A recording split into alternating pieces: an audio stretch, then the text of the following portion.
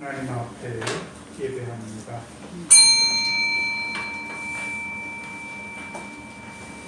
주께서 옛적에 땅의 기초를 두셨사오며 하늘도 주의 손으로 지으신 바니이다. 천지는 없어지려니와 주는 영존하시겠고 그것들은 다 옷같이 낡아지리니 의복같이 바꾸시면 바꾸려니와 주는 여산하시고 주의 연대는 무궁하리이다. 주의 종들의 자손이 항상 있고 그 손이 주의 앞에 굳게 서리이다 하였도다. 아멘. 하늘에서 이룬 것 같이 그 하나님의 뜻을 땅에서도 이루시기 위하여 태초의 천지를 지으시고 그 하나님의 아들들의 영을 육신 입혀 밖과 같은 세상에 잠깐 보내시고 십자가에 죽으시고 죽은 자 가운데서 살리신 그 아들을 통하여 허물과 죄로 죽었던 우리를 하나님의 백성으로 부르시고 이제는 잠깐 육신으로 사는 날 동안에 육체와 마음이 원하는 것을 따라 사는 것이 아니라 우리 안에 그 성령을 부어주셔서 그 위의 것을 바라는 자로 하나님 나라의 일을 이루는 자로 살리신 아버지 하나님 감사합니다.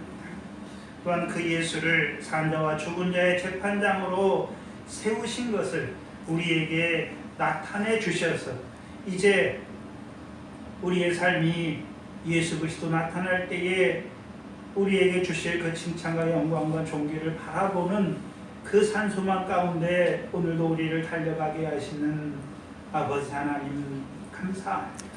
이 시간도 우리를 부르셨사 오늘도 주시는 말씀을 통하여 우리의 그 하늘의 소망이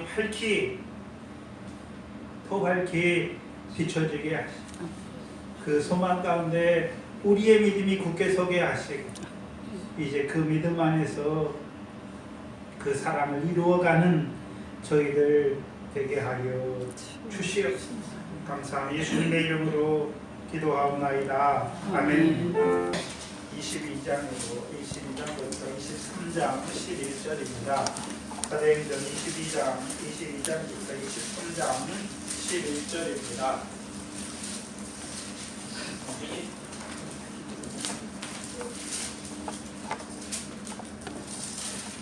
사도행전 22장 1절로 23장 11절입니다.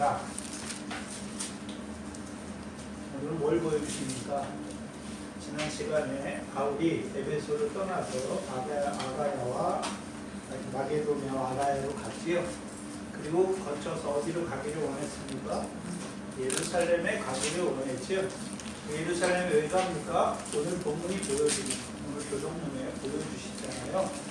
그래서 바울이 예루살렘에 가서 뭐 합니까?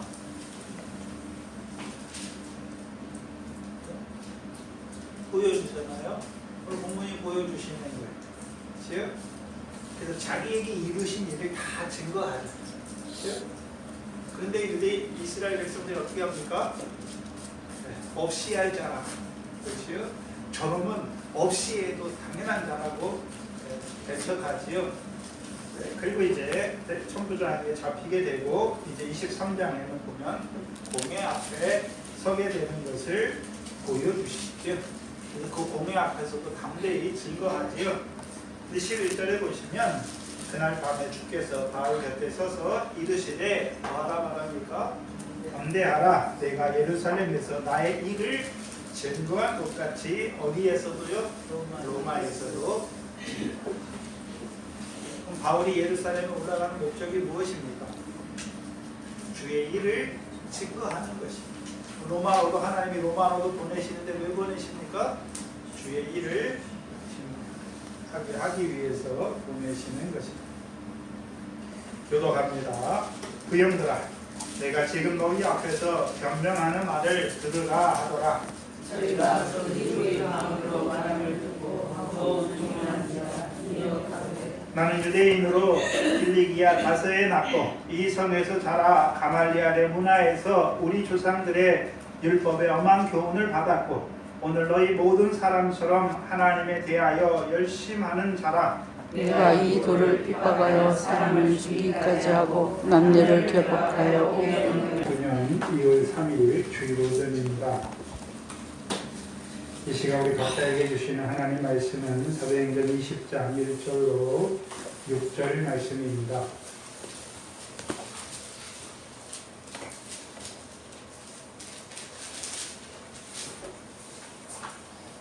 사도행전 20장 1절로 6절 말씀입니다. 이 시간 우리 각자에게 하시는 하나님의 말씀으로 함께 받겠습니다.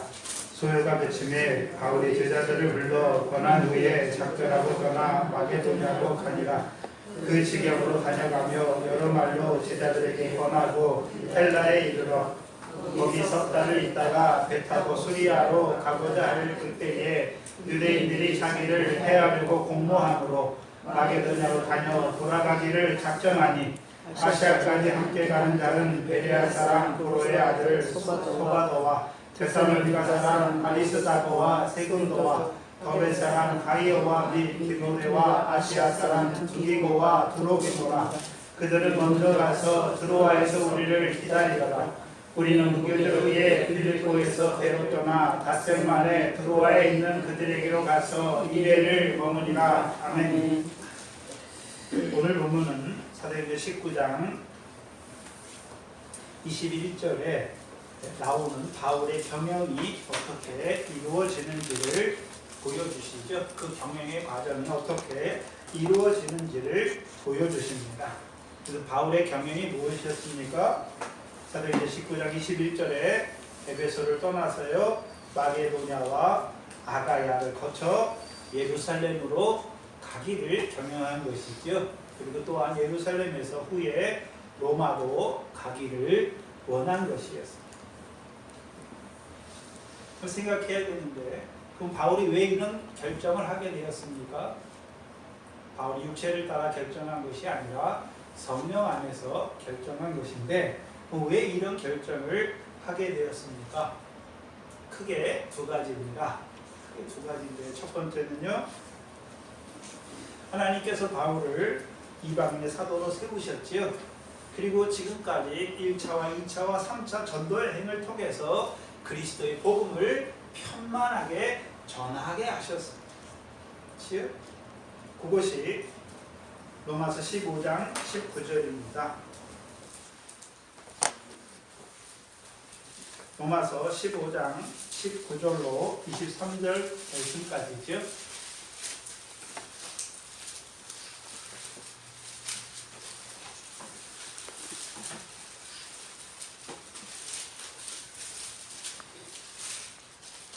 (19절에) 보시면 이 일로 인하여 내가 예루살렘으로부터 두루 행하여 일루리곤까지 그리스도의 복음을 편만하게 전하였다고 말씀하죠. 이 로마서를 쓸 때는 바울이 고린도에서 쓰는 거예요. 에베소를 거쳐서 아가야 지역의 고린도에 가서 이 편지를 쓰는 거잖아요. 그럼 바울이 로마를 가기를 원하는 이유가 무엇입니까? 바울의 생각에는요. 이제 복음을 전할 때 바울이 이제 1차 전도여행 갈라디아고 2차 전도여행은요 마게도냐와 아가야 지방, 3차 전도여행은 에베소와 아시아였잖아요. 그래서 이 지역에서는 복음을 편만하게 전한 것이죠. 그래서 23절을 보시면 22절 23절에 로마서 15장 22절 23절에 보시면 그러므로 또한 내가 너희에게 가려 하던 것이 여러 번 막혔더니 로마를 가고자 했지만 여러 번 막혔죠. 근데 24절에 이제는 이 지방에서 일할 곳이 없고 라고 말씀해요. 왜 이 지방에서 일할 곳이 없습니까? 바울의 일이 무엇이었습니까? 복음의 증인으로서 복음을 증거, 그리스도의 복음을 증거하는 것이. 증거하는 것이. 그래서 바울이 로마를 가고자 했지요. 근데 로마의 목적이 있었습니까? 로마를 거쳐 서바나까지 가기를 원했습니다. 23절에 여러 해 전부터 언제든지 서바나로 갈 때에 너희에게 가려던 원이 있었다. 로마가 목적이었습니까? 서바나가 목적이었습니까? 근데 그 결정을 한 것이, 그것이 마음에 들어온 것이, 그렇죠? 그냥 즉흥적으로 된 것입니까? 여러 해 전부터 마음이 있었습니다. 여러 해 전부터 마음에 있었던 것입니다. 그렇죠? 그럼 바울이 여러 해 전부터 마음이 있었잖아요.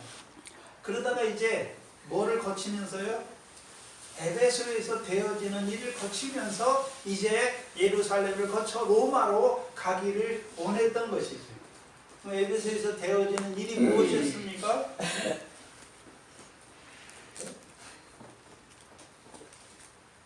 사도행전 19장 20절이었잖아요. 20절. 이와 같이 에베소에서도요, 주의 말씀이 힘이 있어 흥황하여 세력을 얻었다라고 말씀하는 것이죠. 그리고 이 일 후에라고 말씀하신 것이죠. 그럼 이제 바울이 복음을 전하는 곳마다 어떻게 됐습니까? 주의 말씀이 흥황하게 된 것이죠.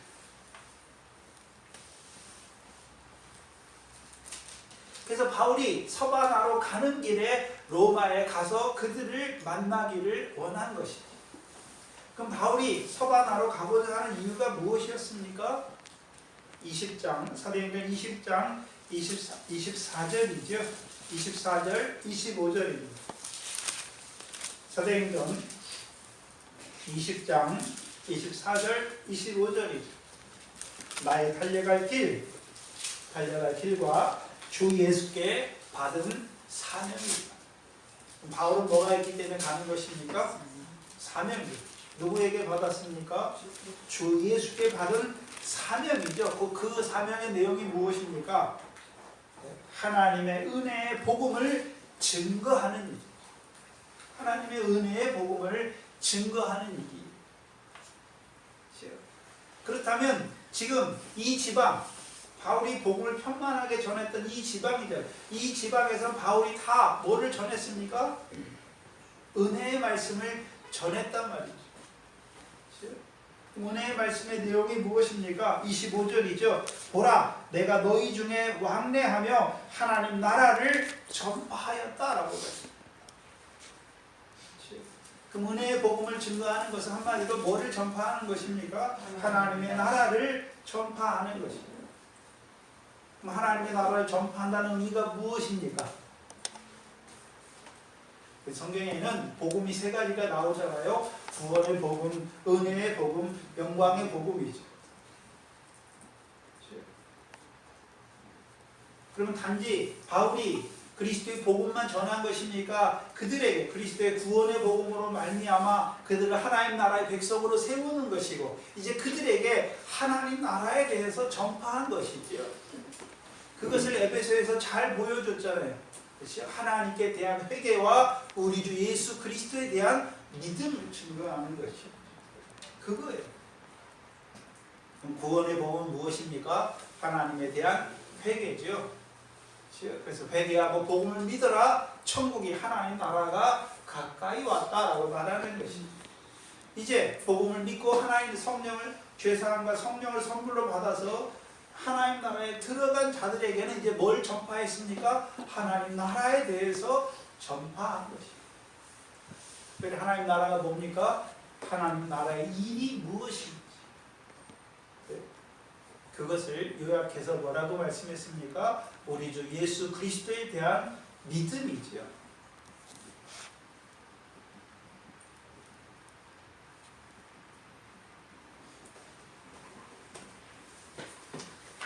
그렇다면 은혜의 복음을 증거하는 자들을 통해서 이제 그 은혜의 복음을 듣는 자들은 이제 어떤 자들로 살아갑니까?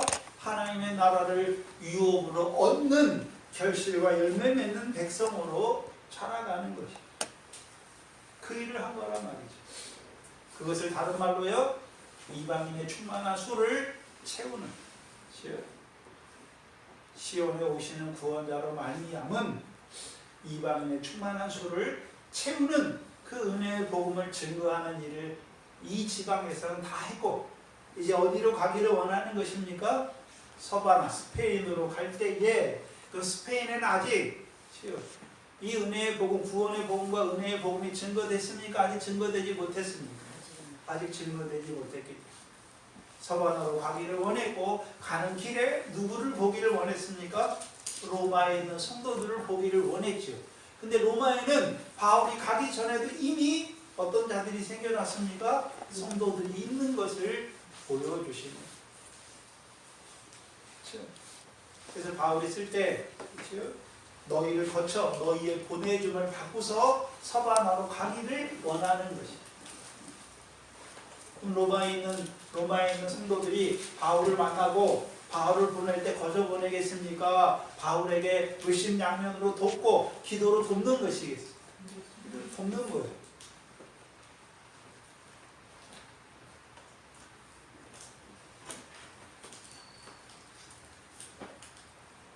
그래서 바울의 경영은 한마디로요, 주 예수께 받은 사명, 그 은혜의 복음을 이제 서바나에도 증거하기 위해서 경영한 것이. 근데 실제로는 바울이 서바나에 가지 못해요. 로마에서 순교하게 되죠. 그렇죠?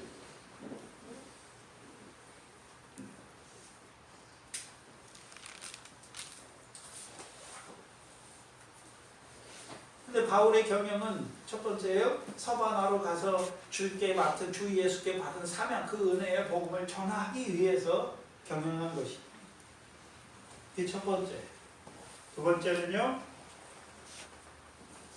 사도행전 9장입니다.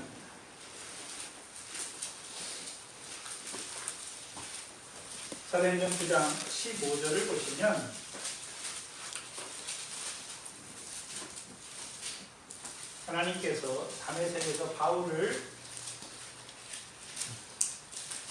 돌이키실 때 아나니아를 통해서 바울에게 주신 말씀이죠. 15절에 주께서 가라사대 이 사람은 내 이름을 이방인과 임금들과 이스라엘 자손들 앞에서 전하기 위하여 택한 나의 그릇이다.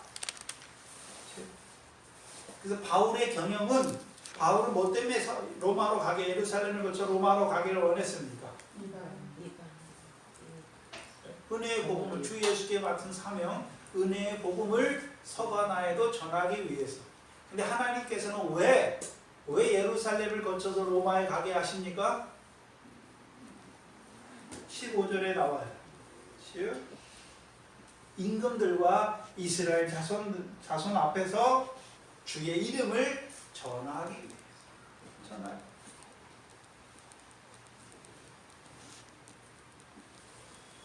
그래서 바울의 사역은 첫 번째는요, 이방인들에게 주의 이름을 전하는 것이죠. 이방인들에게. 그렇죠?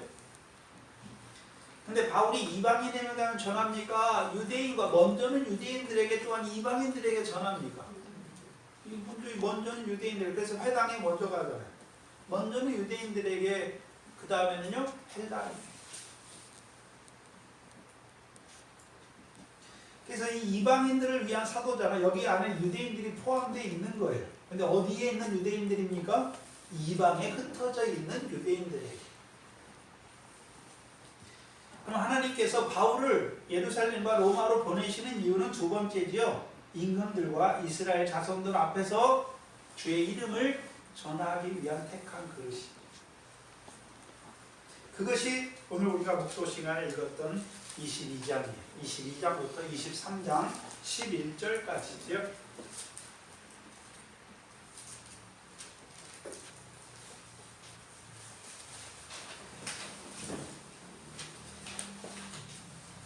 그래서 우리가 읽었던 대로 22장부터 23장 11절까지 바울이 이스라엘 자손들 앞에서 뭘 증거합니까? 뭘 증거하나요? 14절이 22장 14절을 보세요. 14절 15절이죠. 사도행전 22장 14절 15절이죠. 그가 또 가로되 우리 조상들의 하나님이 너를 택하여 너로 하여금 자기의 뜻을 알게 하시고 저 의인을 보게 하시고 그 입에서 나오는 음성을 듣게 하셨으니 15절에 내가 그를 위하여 모든 사람 앞에서 너의 보고 들은 것에 증인이 되게 하시고. 그렇죠? 바울이 보여주고 듣게 하신 거 있잖아요. 그것에 모든 사람 앞에서 바울이 보고 들은 것에 증인이 되게 하시는. 그러면 지금 예루살렘에 올라가서 바울이 보고 들었던 것, 자기가 전에 어떻게 살았고 하나님이 다메섹 도상에서 자기에게 보여주시고 듣게 하신 거, 그걸 이스라엘 백성들에게 다 말하는 거죠. 다 말해요. 예루살렘 사람들이 증거하잖아요. 근데 바울이 전에도 예루살렘에 올라갔잖아요. 그때도 이스라엘 백성들에게 증거하려고 그랬잖아요. 그렇죠? 18절에 보세요. 22장 18절에 보면 주께서 내게 말씀하시되 속히 예루살렘에서 나가라. 저희는 내가 내게 대하여 증거하는 말을 듣지 아니하리라. 근데 19절에 내가 말하기를 주여 내가 주 믿는 사람들을 가두고 또 각 회당에서 때리고 또 주의 증에 쓰레만한 피를 흘릴 적에 내가 곁에 서서 찬송하고 그 죽이는 사람들의 옷을 지킨 줄 저희가 아나니.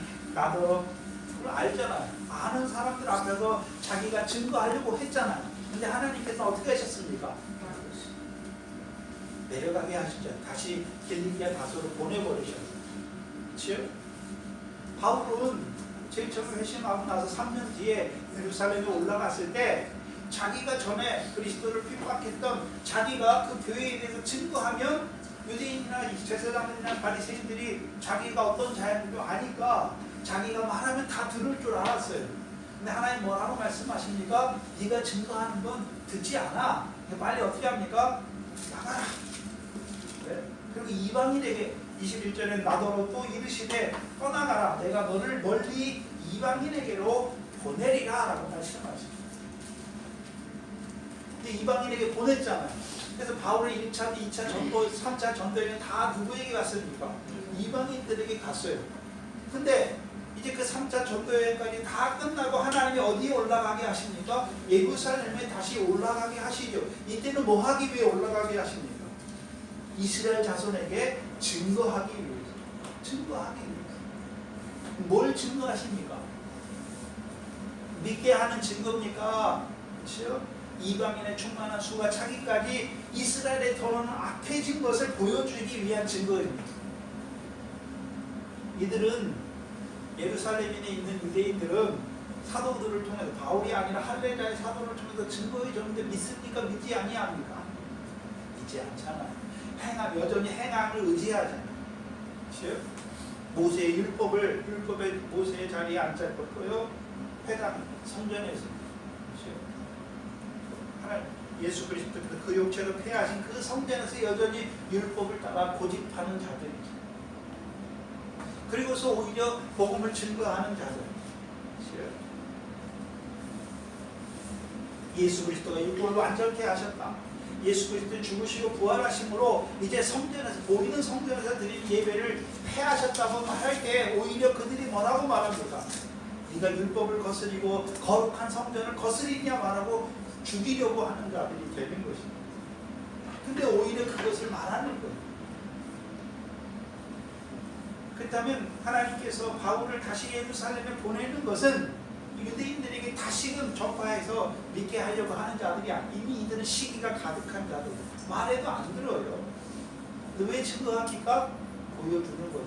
아, 이방인의 충만한 수가 차기까지 육적 이스라엘의 덜어는 완악하게 된 것을 보여주시는 것입니다. 그것이 마태복음 22장 1절로 12절이죠. 청함을 입었지만 택함을 입지 못하는 자들이 되는 것을 보여주십니다. 먼저든 자로서 나중되는 것을 보여주십니다. 반대로 이방인들은요, 나중에 하나님의 백성으로 부르심 받았는데 먼저 된 자가 되는 것을 보여주시는 것입니다.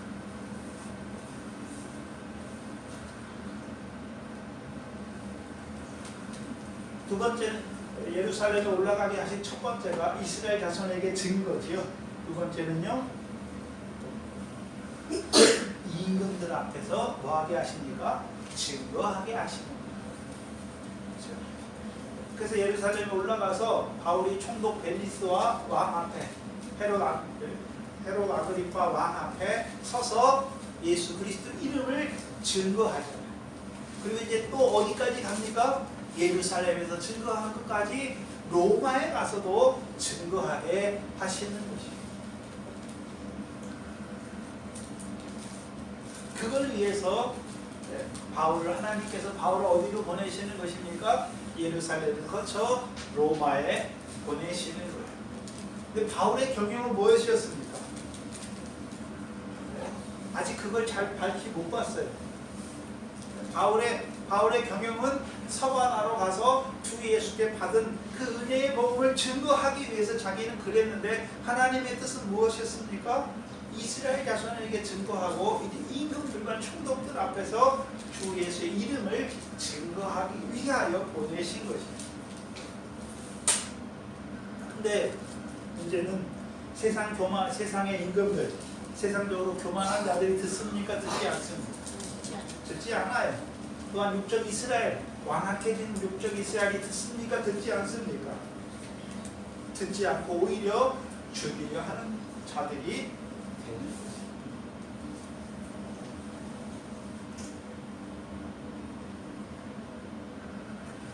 그게 두 번째. 그래서 바울의 경영과 하나님의 경영이 약간 차이가 나는 것을 보여주십니다. 그래서 하나님께서 바울을 세우셔서 갈라디아 지역과 마게도냐, 아가야 그리고 에베소와 아시아 지역에 복음을 증거하게 하시고 이제 더 나아가서 하나님의 나라를 전파하게 하시고 이제는 그 지방의 복음이 편만하게 증거되게 하시고 이제 그를 예루살렘과 로마에 보내서 먼저는 이스라엘 자손에게 증거하게 하시고 또한 세상 임금들에게 주 예수의 이름을 증거하기 위해서 보내신 것입니다. 그걸 위해 보내신 것입니다.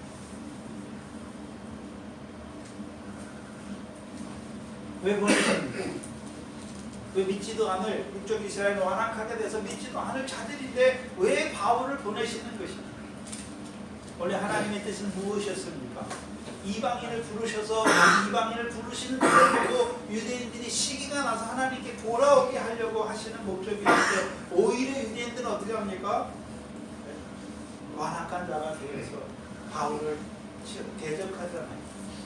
주 예수를 증거하는 종들을 죽이려는 자들이 된 것을 보여주시죠. 그러니까 하나님께서 어떻게 하십니까? 군대를 명하여 그 성을 헐어버리게 되는 것을 보여주시는 거죠.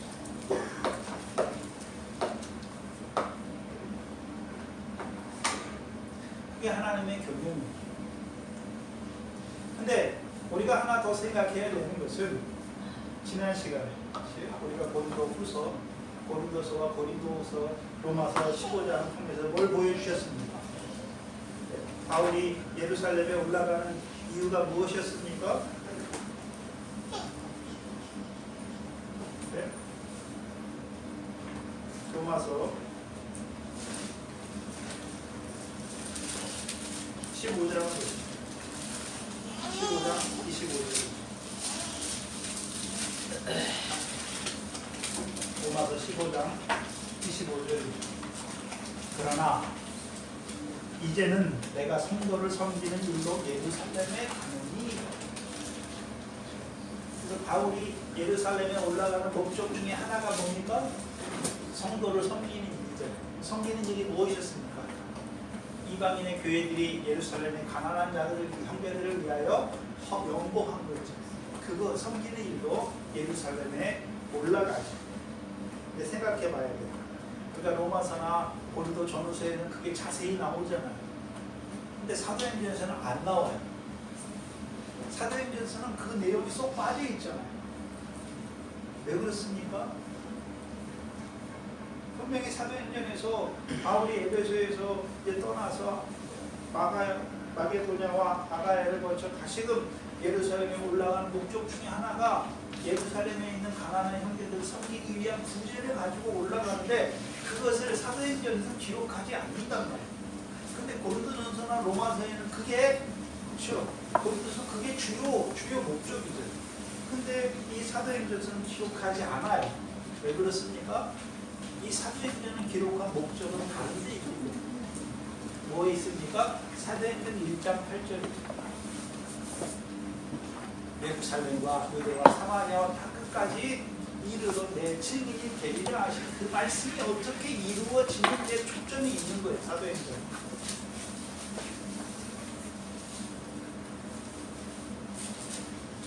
그런데 예외적으로 사도행전 11장을 보시면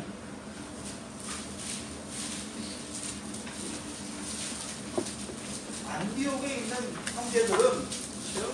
예루살렘에 있는 유대에 있는 형제들을 위해 부지한 걸 보여주시죠. 27절, 11장 27절로 30절이죠. 그때 선지자들이 예루살렘에서 안디옥에 이르니 그 중에 아가보라 하는 한 사람이 일어나 성령으로 말하되 천하가 크게 흉년들리라 하더니 올라오기 때에 그렇게 되니라. 제자들이 각각 그 힘대로 유대에 사는 형제들에게 부조하기를 보내고 작정하고 이를 실행하여 바나바와 사울의 손으로 장로들에게 뭐 했습니까? 보냈다라고 말씀합니다. 이상한 것은 이 안디옥에 있는 이방인 교회가 그 흉년 때 예루살렘에 있는 유대에 있는 형제들을 위해서 부지한 거, 연보한 거는 기록해 놨단 말이죠. 그런데 그렇죠? 바울의 전도를 통해서 이제 갈라디아, 그 다음에요 마게도냐, 아가야 지방의 교회들이 유대 예루살렘에 있는 가난한 형제들을 위하여 헌금한 거는 기록해 놓지 않았어요. 기록해 놓지 않았어요. 만약에 그게 중요했다면 안디옥 교회가 헌금한 건, 부지한 거, 예루살렘에 있는 가난한 형제들을 위해 부지한 건 기록해 놓고 왜 갈라디아나 마게도냐나 아가에 있는 교회들이 예루살렘에 있는 형제들을 위하여 부지한 것은 왜 기록해 놓지 않았습니까? 이거에는 11장에 특별한 사유가 있는 거예요. 11장은 안디옥 교회가 세워지잖아요. 근데 10장에 무슨 일이 있었습니까? 베드로 환상을 통해서 이방인들에게도 생명 얻는 회개를 주신 것을 하나님이 나타내 주셨죠. 근데 예루살렘에 있는 유대인들이 그것을 기쁘게 봤습니까? 마지못해서 그랬다라고 인정합니다. 마지못해서 그랬다고 인정하고 영광을 하나님께 돌리잖아요. 그렇죠? 그리고 이제 11장에 이 안디옥의 교회가 이방인 교회가 세워지는 걸 보여주시죠. 근데 하나님께서 성령으로 하나님께서 천하에 흉년되게 하시잖아요. 그러면 예루살렘과 유대에 있는 형제들이 어떻게 합니까? 궁핍하게 하시는 거예요. 그런데 안디옥 형제를 통해서 구제하게 하시죠. 그 구제를 받을 때 첫 번째 육적인 구제를 가지고 기뻐하는 자들도 있을 것이고, 두 번째는요, 이 안디옥 교회가 어떤 교회라는 걸 알게 됩니까? 내 재물을 가난한 자에게 주라. 그리하면 하늘에 뭐가 있습니까? 보화가 내게 있는 것을 아는 교회죠. 한마디로요, 하늘의 상을 이루는 의를 행하는 교회가 된 것을 보여주십니다. 유대에 있는 형제들이 이 안디옥 교회가 하나님의 백성으로 부른 것을 인정을 하긴 했어요. 그런데요, 증거, 그렇죠? 이 안디옥 교회가 유대에 있는 형제들을 구제하잖아요. 구제할 때 왜 했겠습니까? 예루살렘에 있는 형제들의 인정을 받으려고 구제하는 게 아니잖아요. 이 안디옥 교회가 어떤 교회가 됐습니까?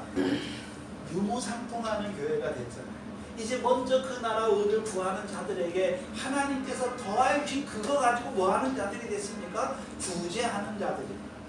한마디로 그 나라와 의를 구하는 자들이 된 것을 보여주는 증거, 보여주는 표란 말이죠. 누구에게요? 예루살렘에 있는 형제들. 그럼 예루살렘에 있는 형제들이 이 안디옥에 있는 이방인 교회가 자기들에게 보내는 그 구제를 받으면서 이제 어떻게 되는 것입니까? 꺼리던 마음이 다 녹아내리는 거예요. 그들도 어떤 자들입니까? 하나님의 나라와 의를 구하는 자로 살아가는 자들인 것을 인정하는 계기가 되는 거예요.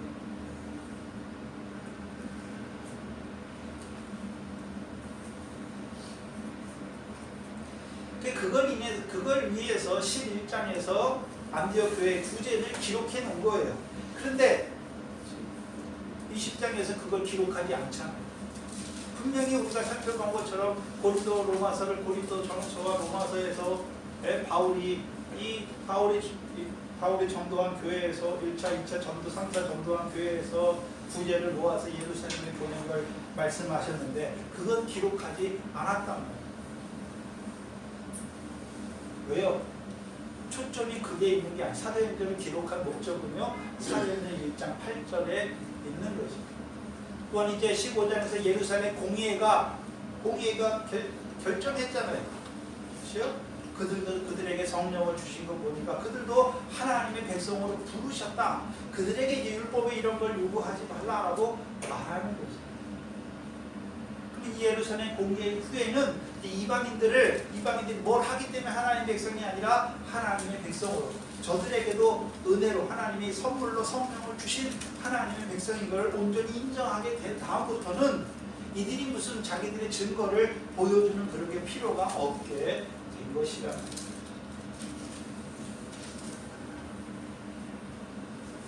그래서 기록하지 않는 거예요. 그렇다면 하나님께서 바울을 예루살렘과 로마로 보내시는 목적이 무엇입니까? 이스라엘 자손과 이분들 앞에서 자기가 보고 들은 것을 증거하게 하기 위해서. 물론 그들이 듣지 않아요. 듣지 않지만 증거하는 이유가 무엇입니까? 심판 때에 피개치 못하게 하시기 위해서. 그리고 오늘 본문의 1절입니다. 소요가 그침에 바울이 제자들을 불러 권한 후에 작별하고 떠나 마게도나로 가니라 라고 말씀하십니다. 먼저 봐야 되는 것이 고린도전서 16장입니다. 고린도전서 16장을 한번 보시죠. 16장 5절로 6절입니다. 5절로 9절까지 보셔야 되는데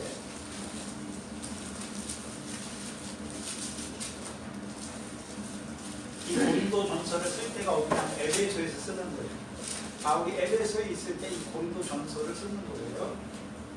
내가 마게도냐를 지날 터이니 마게도냐를 지난 후에 너희에게 나가서 고린도 교인들에게 나아간다는 것이죠. 곧 너희와 함께 머물며 과동할 듯도 하니 이는 너희가 나를 나의 갈 곳으로 보내어 주게 하려 함이라. 너희가 얼마 동안 머물다가 너희가 나를 보내어 주는 거죠. 그럼 바울은 어디로 갑니까? 예루살렘과 로마로 가는 길에 마게도냐를 거쳐서 이 고린도에 가는 것이죠. 이제는 지나는 길에 너희 보기를 원치 아니하노니 이는 주께서 만일 허락하시면 얼마 동안 너희와 함께 유하기를 바랍니다. 얼마 동안 유합니까? 오늘 본문에 3개월 동안 유하는 것을 보여주세요. 8절에 내가 오순절까지 에베소에 유하려 함은 말씀입니다. 그럼 바울이 원래 에베소에서 계속 언제까지 있기를 원했습니까? 오순절까지 에베소에 있기를 원했던 거예요. 근데 하나님께서는 데메드리오를 통해서 소요가 일어나게 하셨죠. 그걸 통해서 바울을 어떻게 하십니까? 오순절 전에 바울을 에베소에서 바울의 경영하던 마게도냐로 떠나게 하시는 거예요.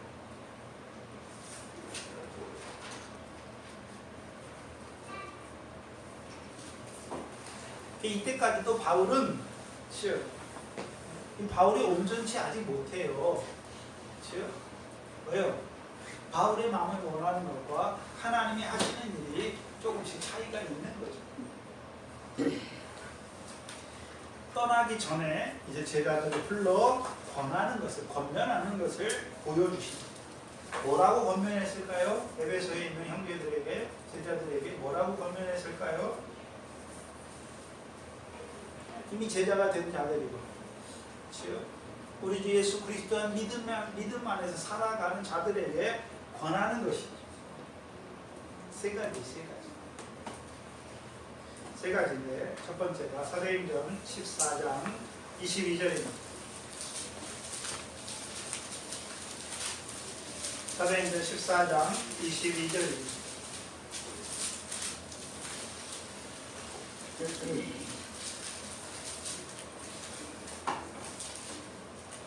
22절 함께 큰 소리로 읽겠습니다. 시작.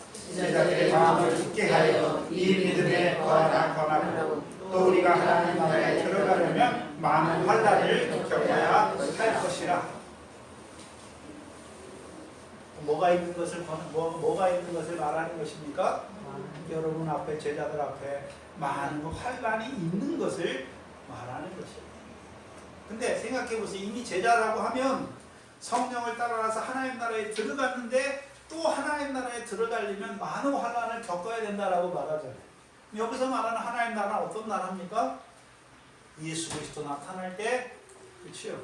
예수 그리스도 나타날 때 우리에게 상속하게 하시는 그 하나님 나라에 들어가요. 그래서 마태복음 25장에 왼편에 있는 자들은 창세로부터 예비된 나라를 받습니까? 영벌에 떨어집니까? 영벌에 떨어지고 오른편에 있는 의인들은 하나님의 나라, 창세로부터 예비된 하나님 나라를 상속하는 자들이 되는 것입니다. 그래서 여기서 들어간다는 의미가 어떤 의미입니까? 영광성에 들어가는 거예요. 또한 두 번째는요, 고린도후서 4장입니다. 고린도후서 4장 17절입니다.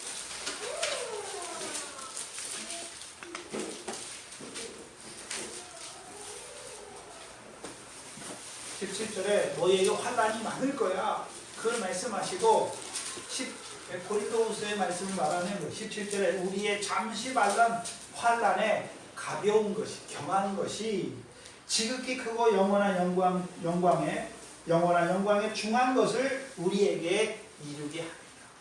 그럼 너희에게 하나님께서 너희에게 왜 환난을 허락하신 이유가 무엇입니까? 육신으로 사는 날 동안 너희가 당하는 환난에 경한 것을 통하여 하나님께서 뭘 이루십니까? 지극히 크고 영원한 영광에 무거운 것, 중한 것, 그것을 너희에게 이루신단 말이에요. 그 환난을 주시는 것은 하나님께서 우리를 괴롭게 하려고, 우리를 어렵게 하려고 주시는 것입니까? 환난에 경한 것을 통해서 지극히 크고 영원한 영광에 중한 것을 우리에게 이루어 주시기 위한 것입니다. 우리에게 이루어 주시기 위한 것입니다.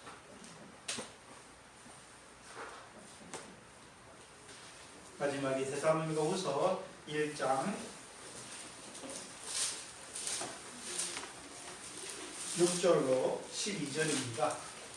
데살로니가후서 1장 6절로 12절이죠. 우리가 계속 봤던 말씀입니다. 신약 334페이지죠. 6절에 너희로 환난받게 하는 자들에게 환난으로 갚으시고 환난받는 너희에게는 우리와 함께 안식으로 갚으시는 것이 하나님의 공의다. 곧 하나님의 공의가 언제 나타납니까? 주 예수께서 저의 능력의 천사들과 함께 하늘로부터 불꽃 중에 나타날 때에 하나님을 모르는 자들과 우리 주 예수의 복을 복종치 않는 자들에게 형벌을 주시리니 이런 자들이 주의 얼굴과 그 힘의 영광을 떠나 영원한 멸망의 형벌을 받으리라. 이들이 살았을 때는 믿는 자들을 뭐 했습니까? 믿는 자들을 어렵게 하고 환난이 줬단 말이죠. 근데 이들이 육신적인 환난은 없었지만 이들이 받는 환난은 언제입니까? 예수 그리스도 나타날, 하나님의 공의가 나타날 때, 그렇죠? 영원한 멸망의 형벌을 받는 것이 그들의 환난이죠. 이 환난은 영원한 거예요.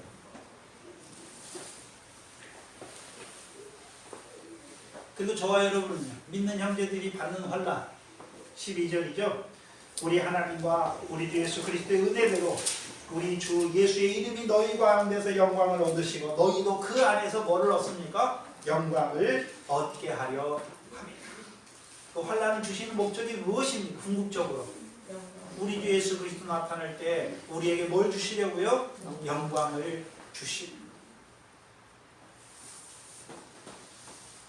분명히 바울이 떠난 후에 이 제자들의 믿는 제자들은 이 땅에서 뭘 당합니까? 환난을 당하잖아요.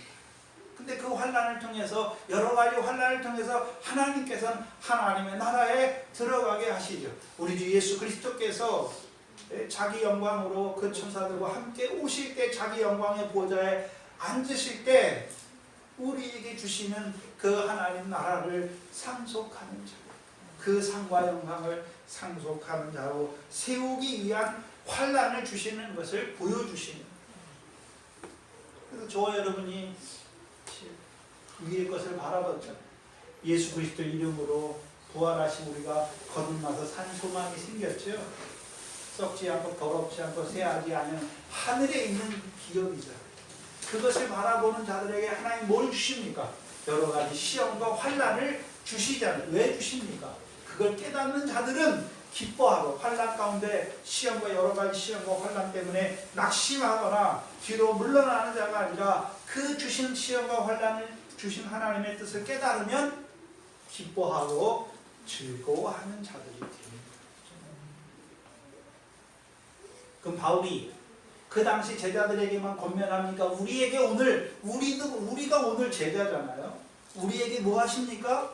말씀하시는 거예요. 너희 앞에 뭐가 많다고요? 환난이 많다. 근데 그 환난을 통해서 무엇을 이루십니까? 환난에 경한 것을 통해서 지극히 크고 영원한 영광에 중한 것을 이루셔서 우리 예수 그리스도 나타날 때에 우리에게 그 영원한 아버지 하나님의 영광을 우리에게 더하여 주시는 것이에요.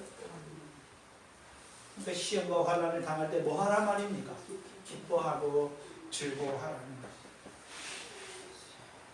시험과 환난은 생각해 보세요. 어려움이에요. 육신적으로는 어려움이에요. 곤란이에요. 괴로움이에요. 근데 왜 우리 하나님께서 우리에게 시험과 환난을 그렇게 많이 주십니까? 왜 그렇습니까? 네? 풀무에 집어넣는 거예요. 풀무에 집어넣는. 자, 금을 풀무에 왜 집어넣습니까? 금을 망치려고 집어넣습니까? 금에 있는 찌꺼기를 떨어내어서 더 정금되게 하려고 집어넣는 것입니다. 우리 믿음을 온전케 하시려 아직 우리에게 남아있는 육적인 요소, 썩어지는 것, 더러운 것, 쇠해지는 것, 거짓된 것, 부정한 것, 그런 것들 그 환난을 통해서 어떻게 하십니까? 하나하나 다 어떻게 합니까? 날아가게 하십니다. 기질하시는 거예요.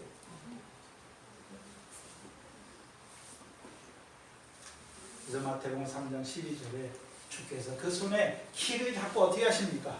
타작마당을 정하게 하십니다. 그 타작마당에 키 안에 누가 있습니까? 저와 여러분이 있는 거예요. 키가 일어나면 키질을 하면 뭐가 많이 납니까? 바람이 불잖아요.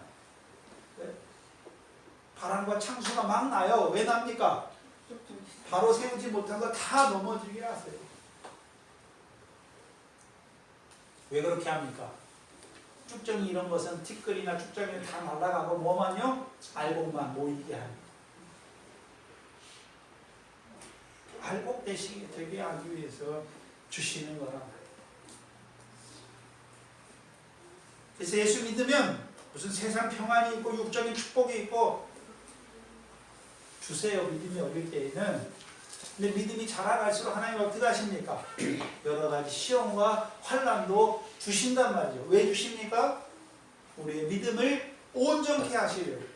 환난에 경한 것을 통해서 지극히 크고 영원한 영광에 중한 것을 더하시기 위해서, 우리를 온전케 하시기 위해서 주시는 거란 말이에요. 여러분이 환난을 당했는데 여기 욕과 같은 환난을 당하신 분 있습니까? 근데 하나님 환난을 당한 자에게 욥에게 뭘 주셨습니까? 뭘 맛보게 하셨습니까? 주는 가장 자비하시고 긍휼히 여기시는 자이심을 알게 하셨습니다.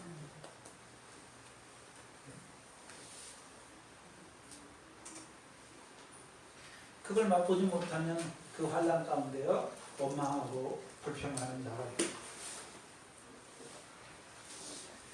제자들을 권면하시죠. 오늘 이 말씀을 통해서 저와 여러분 우리에게 예수 그리스도의 제자된 우리에게 하나님이 여러 가지 환난을 주실 것, 시험과 환난을 주실 것을 말씀하시고 그 시험과 환난을 통해서 우리에게 이루실 것을 보여주시고 이제 인자가 오실 때 우리에게 주실 그 칭찬과 영광과 존귀를 바라봄으로 소망 가운데 그 환난 가운데서 뭐가 있습니까? 소망이 있는 것이죠. 그 소망이 있기 때문에 인내하는 거예요.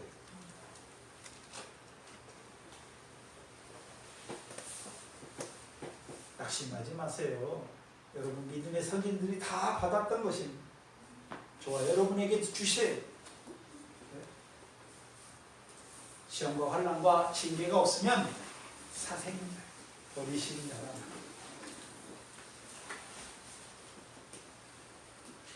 제자들 권면하고 작별하고 마개의 도냐로 갑니다.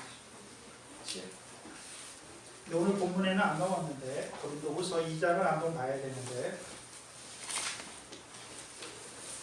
빠진 게 많아요. 빠진 게 아니라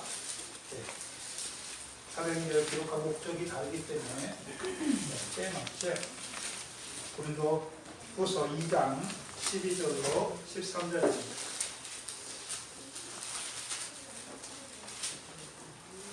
내가 그리스도의 복음을 위하여 드로아의 이름에 바로 마게도냐로 간 것이 아니라 어디를 거쳐간 것입니까? 드로아. 에베소에서 드로아까지 간 거예요. 드로아의 이름에 주 안에서 문이 4개 열렸죠. 문이 열렸어요. 그래서 얼마 동안 드로아에서 복음을 전했겠죠. 13절에 내가 내 형제 디도를 만나지 못함으로 심령이 편치 못하여 저희를 작별하고 어디로 갔습니까? 마게도냐로 갔죠. 그렇죠?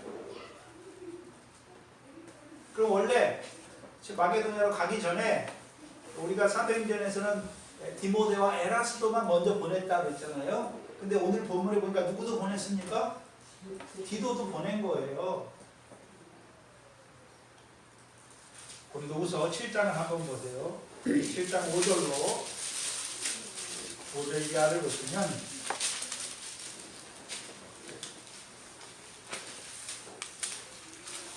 (7장 5절 이하에) 우리가 마게도냐에 이르렀을 때에 만나지 못하고 드로아에서 만나지 못하고 이제 마게도냐에 이르렀을 때에 우리 육체가 편치 못하고 사방으로 환난을 당하여 밖으로는 다툼이요 안으로는 두려움이라. 그러나 비천한 자들을 위로하시는 하나님이 기도의 옴으로 우리를 뭐 했다라고 말씀합니까? 위로하셨다. 7절에 저의 온 것뿐 아니요 오직 저가 너희에게 받은 그 위로로 위로하고, 너희에게는 누굽니까? 고린도 성도들에게 디도가 위로를 받았죠. 그 위로를 가지고 와서 우리를 위로한 것이죠. 바울을 너희의 사모함과 애통함과 나를 위하여 열심히 있는 것을 우리에게 고함으로 나로 더욱 기쁘게 하였다. 그러면 바울이 고린도에 디도를 보낸 거잖아요. 그냥 보낸 게 아니에요. 편지를 가지고 보낸 것이죠. 8절에 그러므로 내가 편지로 너희를 근심하게 한 것을 후회하였으나, 그럼 디도를 보낼 때 그냥 보냈습니까? 편지를 보냈습니까? 편지를 보냈습니다. 근데 어떤 편지였습니까? 고린도 교인들로 그 편지를 듣는, 그 말씀을 듣는 고린도 교인들은 그 말씀을 들으면 뭐가 생깁니까? 근심하게 되는 거죠.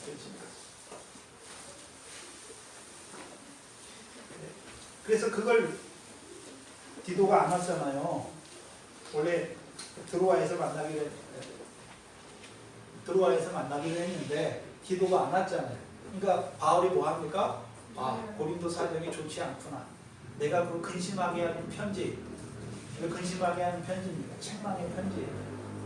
네? 그 편지를 괜히 보냈나 하는 마음이 생겼단 말이죠. 지금은 후회하지 아니함은 그 편지가 너희로 잠시만 근심하게 한 줄 아노라. 9절에 내가 지금 기뻐함은 너희로 근심하게 한 까닭이 아니요 도리어 너희가 근심함으로 어디에 이르렀습니까? 회개함에 이르렀죠. 그럼 고린도 교인들이 뭘 잘못하고 있잖아요. 그러니까 바울이 뭐 했습니까? 책망하는 편지를 썼단 말이죠. 그렇죠? 책망하는 편지를 썼어요. 근데 고린도 교인들이 그걸 잘 받았죠. 처음에는 그 책망의 말씀을 들으면서 근심이 됐지만 근심함을 인하여서 어디에 이르렀습니까? 회개함에 이르렀죠. 그 10절에 하나님의 뜻대로 하는 근심은 후회할 것이 없는 구원에 이르게 하는 회개를 이루는 것이요. 세상 근심은 사망을 이루는 것이다. 이 고린도 교인들이 이 책망의 편지를 받고 어떤 자들이 됐습니까? 하나님의 뜻을 따라 근심하는 자들이 된 거예요. 그래서 이제 구원에 이르는 회개. 한마디로요. 죽은 행실을 회개하게 된 것이죠.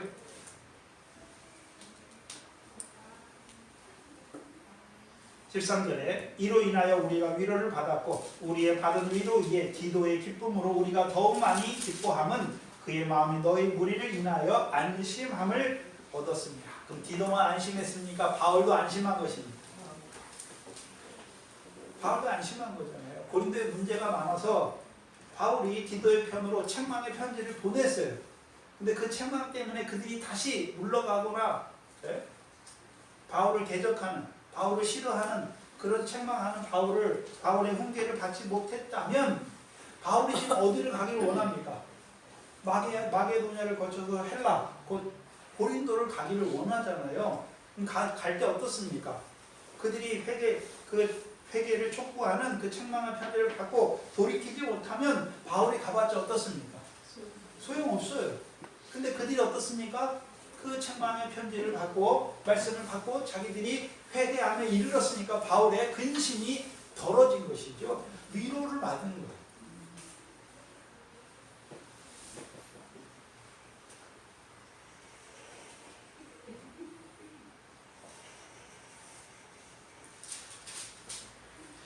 근데 오늘 본문에는요, 그냥 마게도냐로 간 것만 보여주잖아요. 그렇죠? 근데 이 중간에 어떤 내용이 있습니까? 드로아에서 기다렸죠. 드로아에서 기다렸죠. 근데 디도를 만나지 못했어요. 그러니까 드로아에서 문이 열렸지만 그렇죠? 마음이 근심이 돼가지고 바울이 어디로 갔습니까? 마게도냐로 가서 마게도냐에서 누구를 만났습니까? 마게도냐에서 누구를 만났습니까? 디도를 만나서 고린도 교회 사정을 듣고서 마음이 어떻게 됐습니까? 안식이 됐고 기뻐하는 자가 됐습니다. 그래서 고린도후서는 이 마게도냐에서 쓰는 거예요. 마게도냐 교회에서 빌립보에 썼을 겁니다. 2절에 그 지경으로 다녀가며 마게도냐 지경이죠. 마게도냐 지경이 어디입니까? 빌립보와 데살로니가와 베레아 교회죠. 제자들을 권하고 제자들을 권했다. 근데 오늘 본문에는 좀 안 나오는데 로마서 15장을 보시면 15장 19절입니다.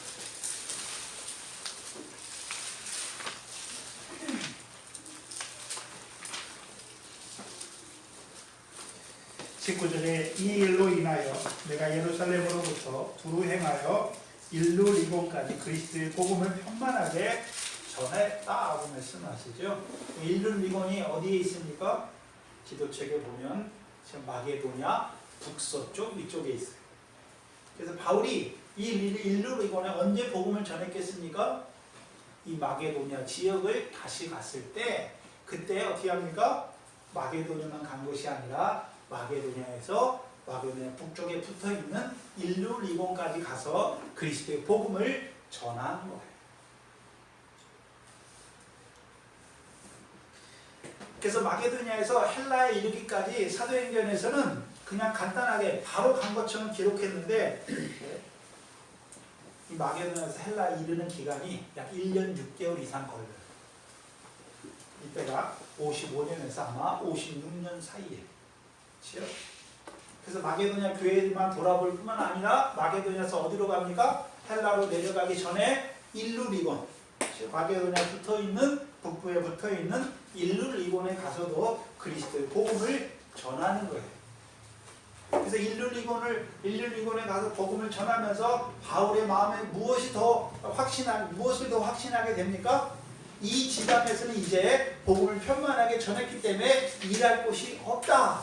그래서 로마로 가야 되는 것이, 로마를 거쳐 서방으로 가야 되는 그 마음이 더욱 확신을 얻게 되는 것입니다.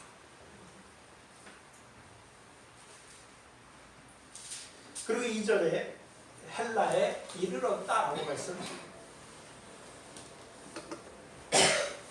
그리고 그 헬라에서 3절에 거기 석 달을 있다가 라고 말씀하시죠. 그래서 아마 56년 겨울에서 57년 겨울에서 그 겨울이 끝나는 동안 이 고린도의 석 달을 머문 것을 보여주세요. 로마서 16장 23절에서는요 가이오의 집에 머무릅니다. 그리고 이제 배 타고 수리아로 가고자 했지요. 그래서 바로 이 고린도에 있는 갱그레아 항구가 있잖아요. 갱그레아에서 바울이 머리를 깎잖아요. 그 갱그레아가 항구예요. 고린도에 붙어있는 항구예요. 그래서 그 갱그레아에서 어디로 가기를 원했습니까? 수리아를 거쳐 예루살렘으로 올라가기를 원했어요.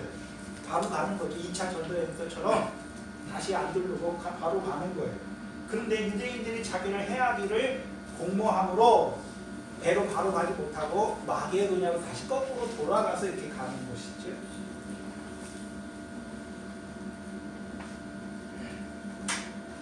그래서 2차 전도여행이 끝나고서는 바로 갱그레 항구에서 수리아로 바로 가는데, 그렇죠? 원래 바울이 이 아가야까지 고린도까지 가고서 헬라까지 가고서 거기서 바로 2차 전도여행으로 수리아로 가기를 원했어요. 근데 유대인들의 공모가 있는 것이죠. 그러니까 걸어서 다시 마게도냐를 거쳐서 다시 돌아가는 것이죠. 그럼 고린도의 유대인들, 그렇죠? 그들도 어디를 가기를 원했습니까? 배로 가는 거 보니까 바울과 함께 어디로 갑니까? 예루살렘으로 가기를 원한 것입니다. 네, 예루살렘으로 왜 가기를 원했습니까? 20장 16절이에요. 20장 16절을 보시면 바울이 아시아에서 지체하지 않기 위하여 에베소를 지나 행선하기로 작정하였으니 이는 될 수 있는 대로 어디 안에요? 오순절 안에 예루살렘에 이르려고 급히 갔다. 그렇죠? 그럼 유대인들도, 고린도에 있는 유대인들도 뭘 지키기 위해서 예루살렘으로 가고 있습니까? 지금 오순절 지키기 위해서 예루살렘으로 가는 거죠. 그럼 고린도에 있는 유대인들은 어떤 자들이었습니까? 사도행전 18장 12절 이하잖아요.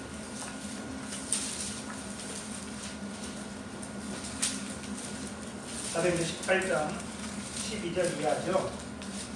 갈리오가 아가야 총독되었을 때 유대인들이 일제히 일어나 바울을 대적하여 재판 자리로 데리고 왔죠. 그냥 모셔서 데리고 왔을까요? 뚜드러 패면서 데리고 왔을까요? 13절에 말하되 이 사람은 율법을 어기어 하나님을 공경하라고 사람들을 권면한다라고 말씀합니다. 그러면 유대인들은 바울을 어떤 자라고 말하는 것입니까? 스데반이 왜 죽었습니까? 모세의 율법과 하나님의 거룩한 것을 거스려 말해서 죽었잖아요. 그럼 이 바울도 이들은 뭐라고 생각합니까? 모세의 율법을 거스려 말하는 자니까 뭐 하려고 하는 것입니까? 죽이려고 하는 거예요. 죽이려고 한 거예요.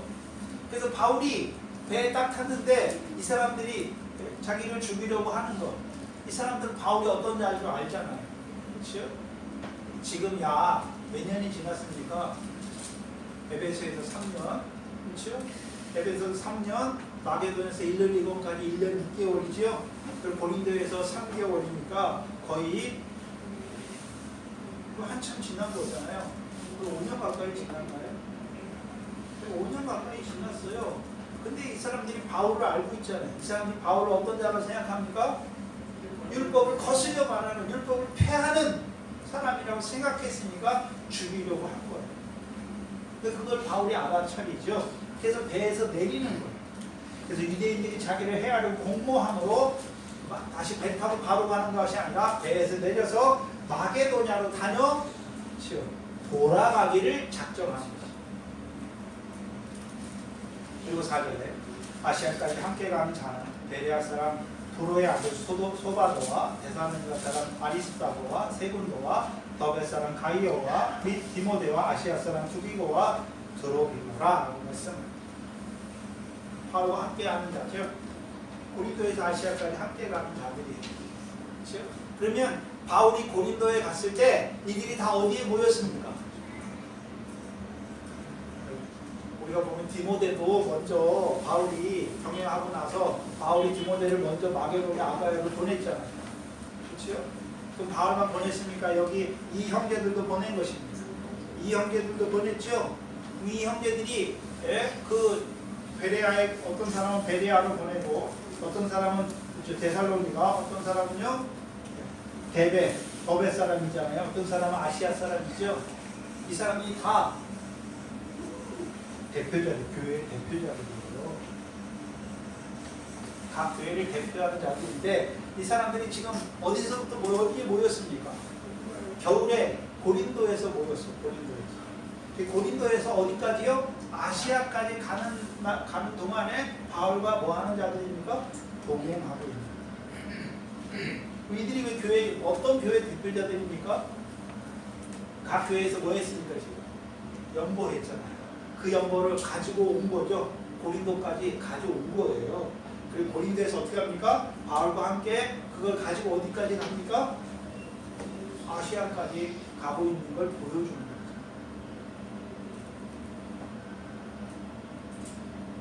그렇다면 바울이 처음에 할 때는 신라 하나였는데 디모데가 생겼고 디도도 있고 누가도 있고 여기 보니까 여러 사람들이 바울에 의해 협력하잖아요. 그렇죠? 바울에 의해 협력해서 바울과 함께 어디로 올라갑니까? 아시아까지 가고 아시아에서 예루살렘까지 올라가는 것을 보여주십니다. 근데 5절에 보면 그들은 먼저 가서 드로아에서 우리를 기다리고 그래서 함께한 자들이 있었는데 그 사람들이 바울만 죽이기를 원했잖아요. 그러니까 몇 명인지 몰라도 그 교회 대표자들은 함께 배 타고 간 거예요. 먼저. 그리고 바울과 몇 명의 대표들인지 몰라도 몇 명의 사람들을 바울과 함께, 그렇죠? 여기 누가도 함께 하죠. 걸어서 마게도냐로 거꾸로 돌아서, 그렇죠? 드로아로 가는 것을 보여주시는.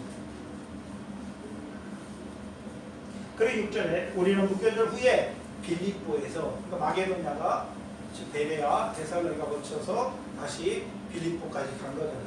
빌립보에서 뭐 했습니까? 무교절 후에 빌립보에서 배로 떠나 닷새만에 드로아에 있는 그들에게 가서 1회를 머물렀다라고 말씀합니다.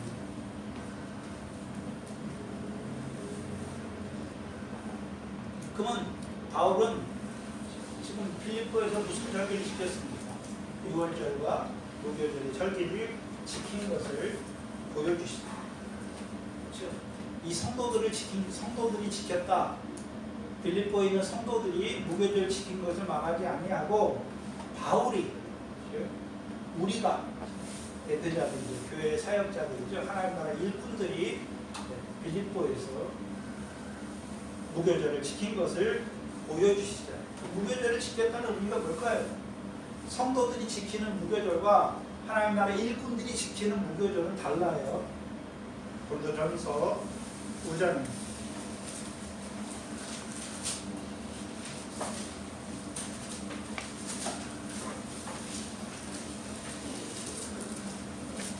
(5장 7절로 8절이죠)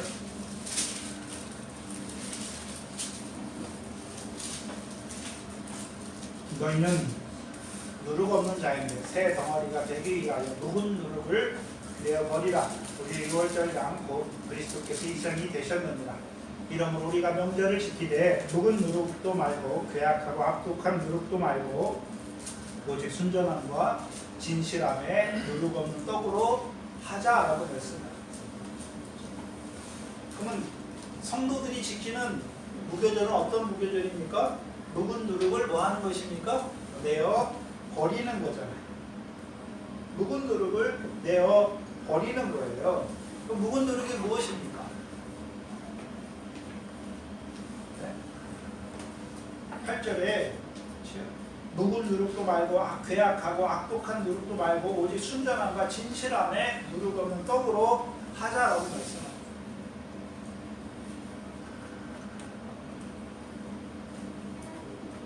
이거 성도들이 지키는 무교절이고, 그럼 하나님 나라 일꾼들이 지키는 무교절은 무엇입니까? 성도들에게 있는 묵은 누룩이 있으면 어떻게 하는 것입니까? 순전함과 진실함이 없는 누룩 없는 떡을 주어서 그들로 묵은 누룩, 괴악하고 악독하고 묵은 누룩을 제하는 자로 세우는 것이죠. 그게 고린도후서 2장 17절이죠. 우리는 수다한 사람과 같이 하나님의 말씀을 혼잡게 아니하고 그 순전함으로 하나님께 받은 것 같이 하나님 앞에서와 그리스도 안에서 말하는 것입니다. 하나님의 순전한 말씀을 주는 것이죠. 그래서 그들로 그 순전한 말씀을 지키는 자들로 세우는 것이고, 왜 누룩 없는 떡입니까? 왜 누룩 없는 떡인가요? 이들은 이미 그리스도의 유월절, 그리스도의 희생이 되셔서 핏값으로 산 자들이잖아요. 그들에게 계속해서 요한복음 6장에 하늘에서 내려온 산떡을 주는 것이죠. 생명의 양식. 그렇죠? 그래서 예수님께서 나는 하늘에서 내려온 산떡이다 라고 말할 때 진행형이에요. 진행. 지금도 내려오고 있는 거예요. 누구를 통해서요? 하나님이 세우신, 하나님의 보내신 사람은 하나님의 말씀을 하나님, 이는 성령을 한량없이 주시는 하나님의 종들을 통해서 오늘도 하늘로부터 내려오는 그 생명의 떡을 주어서 하나님의 백성으로 하여금 그 생명의 양식으로 말미암아 이 땅에서 살아가게 하시는 것입니다. 그게 하나님의 일꾼들이 지키는 무교절이죠.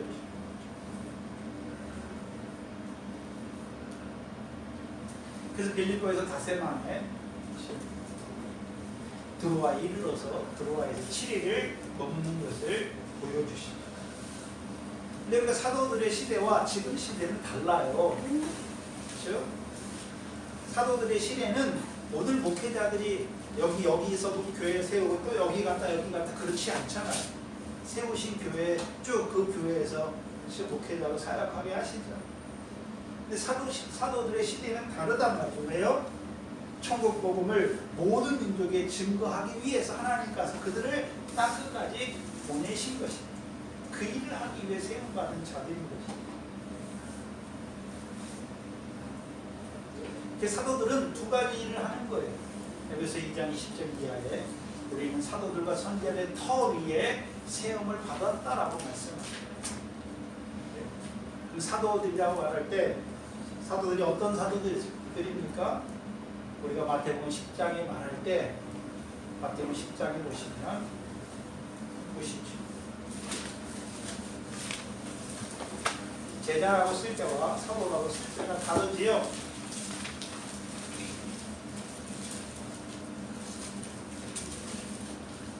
10장 1절에 예수께서 12제자를 부르사 더러운 귀신을 쫓아내며 모든 병과 모든 약한 것을 고치는 권능을 주셨죠. 그렇죠? 권능인데 말씀의 권능이죠. 권능을 받기 전에는 저자고 권능을 주시잖아요. 이게 권능을 받은 자들에게 10장 2절에 12사도의 이름을 말하죠. 그럼 권능을 받은 자들을 다른 말로 뭐라 그럽니까? 사도. 그리고 5절에 10장 예수께서 이 12를 보내시며 명하여 가라사대 가게 하시는 거죠.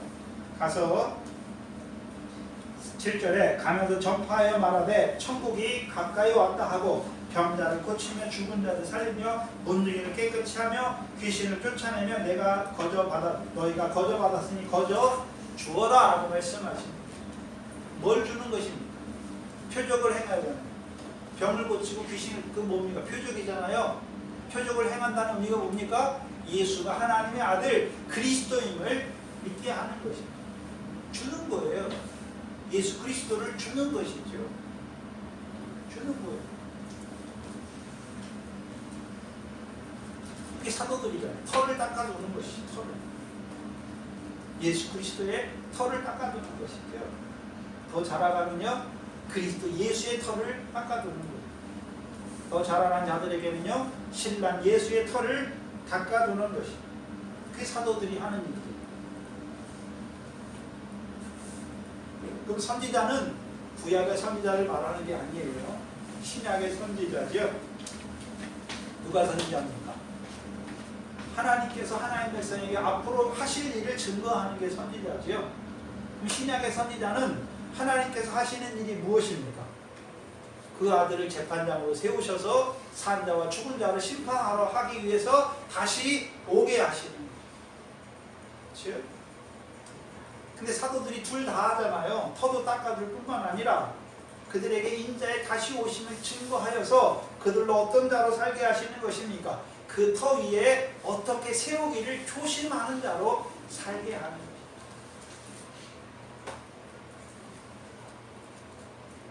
고린도 교회는요 예수 그리스도의 터가 닦여졌고 닦여진 자들이 어떻게 세워야 됩니까? 불의 공력이 나타날 때 불에 해함받지 않는 그 구원을 얻는 자로 세워야 되는 그 일을 하는 일이 누굽니까? 선지자잖아요. 왜요? 예수 그리스도 나타날 때 주 예수께서 불꽃 가운데 나타나시잖아요. 불꽃 가운데 나타나셔서 사람이 각자의 몸으로 행한 대로 심판을 받게 하시는 거죠.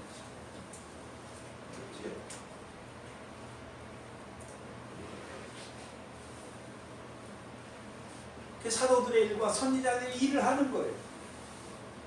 그래서 그 터 위에 저와 여러분이 세움받은 것이죠. 제가 처음으로 예수가 그리스도라고 증거하는 사도들을 통해서 예수가 그리스도임을 증거했고 그 위에 교회가 세워졌고 또 나아가서는요 사망의 음부의 권세를 해하지 못하는 교회를 세우신 것이죠. 터가 닦여지게 하시는 거예요. 그럼 터가 닦여진 자들이 해야 되는 일이 무엇입니까? 그 터 위에 무엇으로 세울지, 우리의 삶이 오늘도 무엇으로 하늘에 쌓을 것인지, 이 땅에 썩어질 것을 위해 쌓을 것인지, 심을 것인지 조심해야 하는 거예요. 왜요? 예수 그리스도께서 다시 오실 거예요. 우리가 행한 대로 심판이 있겠다. 이 사도들의 터 위에, 사도들과 선지자들의 터 위에 세우시고, 그럼 바울이 은혜의 복음을 증거하는 것은 그만 복음만 증거하시는 것입니까? 이제 복음의 터가 닦여진 자들에게 그 터 위에 어떻게 세우는 주께서 분부한 모든 말씀을 가르치는 것이죠. 지키는 것은요 우리 각자가 하는 것이죠. 그걸 이미 사도들을 통해서 우리를 복음으로 부르셔서 이루어 가시는, 주께서 분부한 모든 것을 가르쳐 지키게 하시는 그것이 뭔지 사도들을 통해서 기록해 놓으셨고, 그 터 위에 먼저 세우신 종들을 통해서 증거해 주시는 가난한 어부를 통해서 우리를 살려주셔. 이제 살림받은 자들에게 천국의 제자된 서기관을 통해서 비유의 말씀을 통해서 사망의 권세가 이기지 못하는, 또한 반석을 통해서 음부의 권세가 이기지 못하는 교회로 세워 가시는, 오늘 저와 여러분이 그 사도들과 선지자들의 터 위에 세움 받았습니다. 문제는 뭐냐면 그 터 위에 무엇으로 세워나갈 것인지. 터만 닦였다고 다 된 것이 아닙니다. 오늘 한날 한날 우리의 삶이 그 터 위에 어떻게 이루어져 가야 되는지, 특별히 그리스도 예수께서 우리의 보충인들이 되셨죠. 성령 안에서 하나님의 거하실 처소가 되기 위하여 지어져 가는 저와 여러분 되시기를 주의 이름으로 축원합니다. 기도하겠습니다. 하나님 아버지 감사합니다. 이 땅에 교회를 세우시기 위하여 그 아들을 보내신 그 십자가와 부활을 통하여 이제 우리를 불러주시고 그 이름을 힘입어 죄사함과 의롭다 하시며 얻게 하실 뿐만 아니라 이 성령을 선물로 주셔서 그 하나님 나라의 백성으로 세우시 그 하나님 나라의 백성에게 주께서 분부한 모든 것을 가르쳐 주셨어요. 이제 예수 그리스도 나타날 때에 칭찬과 영광과 존귀를 바라보는 제자들로 우리를 세워주신 아버지 하나님 감사. 그 산소망을 바라보는 우리의 그 영광을 더하시려고 환난에 경한 것을 우리에게 많이 허락하시는 아버지. 그 시험과 환난에 인하여 원망하느라 불평하는 자들이 아니라 뒤로 물러가는 자들이 아니라 그 시험과 환난을 통해서 이루시는 그 하나님의 뜻을 밝히 보게 하셔서 그 시험과 환난을 넉넉히 이기는 그 삶을 살아가는 저희들 되게 하여 주시옵소서. 이것에 주의 몸된 교회를 세워주시고 모퉁이 돌이신 그리스도 예수의 태가 닦여지게 하시고 오늘 우리에게 주신 이 영생의 말씀으로 한 날 한 날 우리의 삶이 그 터 위에 세워지게 하시니 감사합니다. 이 교회가 영생을 누리는 이방인의 충만한 수를 채워가는 하나님의 교회가 되게 하여 주시옵소서. 하나님 앞에 나올 때 하나님께서 우리에게 은혜 가운데 주신 것 가운데 구별해야 될 물질들이 있습니다. 이 물질들이 하나님 나라를 세워가는 그 일에 쓰여지는 물질들이 되게 하시고 우리에게 주신 모든 것이 하나님의 은혜임을 알게 하시고 주신 것을 따라 늘 감사로 찬송으로 쌓아가는 저희의 삶이 되게 하여 주시옵소서. 귀한 명절을 맞게 하시니 감사합니다. 그 나라를 이루어가는 명절이 되게 하여 주시옵소서. 감사합니다. 예수님의 이름으로 기도합니다.